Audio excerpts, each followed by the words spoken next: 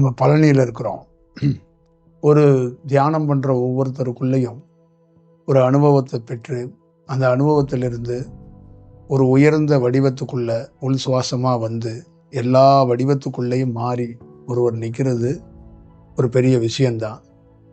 ஒரு ஒரு தியானத்தில் உயர்ந்து வர்றவங்களுக்கு இந்த மாதிரி உடைகள்லாம் திறந்துட்டு தான் ஒரு உயர்ந்த தியானமே கிடைக்கும், உயர்ந்த செயல் கிடைக்கும்.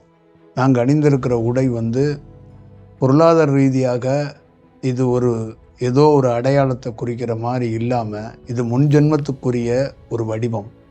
எப்பொழுதுமே ஒரு குரு ஒரு சிஷ்யனுக்கு அவருடைய அனுபவத்தில் அந்த அனுபவம் பெற்றோன்னு அவர் முறைப்படி ஒரு வடிவத்தை செய்து கொடுப்பார். எப்படி ஒரு முறைப்படி தீட்சை கொடுத்து அவனுக்கு ஒரு நல்ல உபதேசத்தை கொடுத்து அவருக்கு ஒரு நல்வழியை காட்டுவாரோ, அதே போல தான் இந்த பிரபஞ்சம் ஒரு தியானத்துக்குள்ள கொஞ்சம் வளர்ந்து ஒரு நல்ல வடிவத்துக்குள்ளே பயணிக்கிறவங்களுக்கு அவங்க முன்ஜென்மத்தோடைய அந்த செயல்பாடுகளை அவங்களுக்கு உணர்த்தப்படும். அந்த முன்ஜென்மத்தோட செயல்பாடுகளில் அவங்க கடந்து வந்த பாதைகளில் அவங்க இந்த மாதிரி ஒரு உடைய ஒரு நாளோ 2 நாளோ 3 நாளோ இல்லை ஒரு நிமிடம் கூட இதை உடுத்திட்டு கழட்டணும் அப்படிங்கிறது கணக்கில் இருக்கும். அதையும் நம்ம கடந்தரணும் அப்படின்னு சொல்லுவாங்க. இது நீங்கள் துறவிகள் பரம்பரைகளையோ இல்லை ஞான பரம்பரைகளையோ எத்தனையோ பண்டைய காலத்து வரலாறுல எடுத்து படித்து பார்த்தீங்கன்னா நுட்பமாக தெரியும். மற்றபடி இதுக்குள்ள 1% கூட எனக்கு இந்த உடையோ சுற்றி இருக்கிற ஒரு வேறு வடிவத்தில் இருக்கிறதோ எனக்கு பெரிய விருப்பமெல்லாம் கிடையாது. அந்த பிரபஞ்சத்திலேருந்து வர்றகிற அந்த வார்த்தைகளை நம்ம ஒன்றும் தட்டிடக்கூடாது.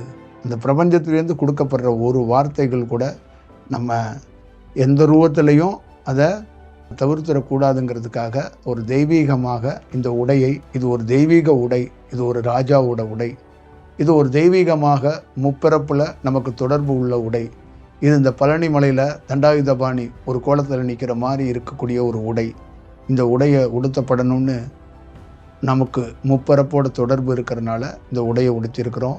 நம்மளை பின்தொடர்கிற அத்தனை பேருக்கும் இதில் ஒரு உண்மையான அர்த்தமும் உண்மையான ஒரு பயணமும் இருக்குங்கிறத உணர்ந்து கொள்ளணும். இதில் வேறு எந்த செயல்பாடுகளும் இல்லை.